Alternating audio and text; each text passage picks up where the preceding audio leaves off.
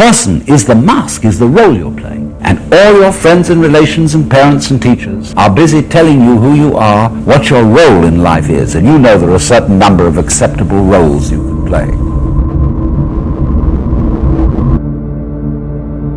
So, the image, the idea, the symbol, the word is not the reality. So, the ego, what we feel as I, consists of two elements. Number one is our image or idea of ourselves. This is made up mostly of things that other people have told us about ourselves, or by looking at ourselves in a mirror, or by listening to ourselves played back on a tape recorder or television, and we get an image of ourselves. When I was a little boy, I remember I had a friend up the street called Peter, and I admired Peter very much. Sometimes I came home and I imitated Peter's behavior. And my mother said to me, "Alan, that's not you, that's Peter." Because you see, she was giving me an image of myself. And when I did anything terrible, she said, "Alan, it's just not like you to do that." See, she was busy building in me an image, an idea of the kind of act I was supposed to put on, the kind of person I was supposed to be. And you know the word person comes from the Latin persona, which means that through which per sonum, the sound goes. And it referred originally to the mask worn by actors in classical drama, because those masks had megaphonic mouths, so that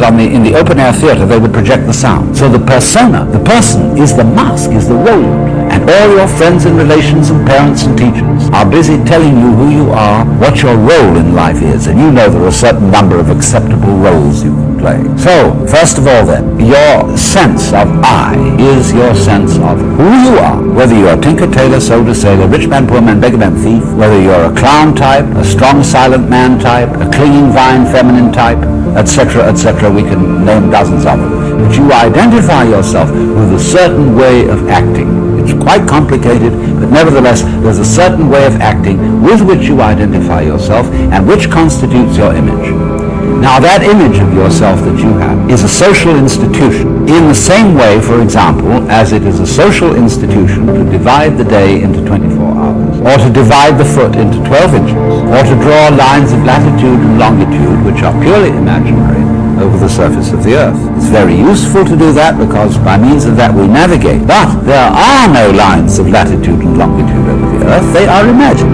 You cannot, for example, use the equator to tie up a package because it's an abstract, imaginary line. And so in just the same way, your image of yourself as ego is an imagined concept that is not this organism, and is furthermore not this organism in its inseparable relationship to its whole physical and natural environment.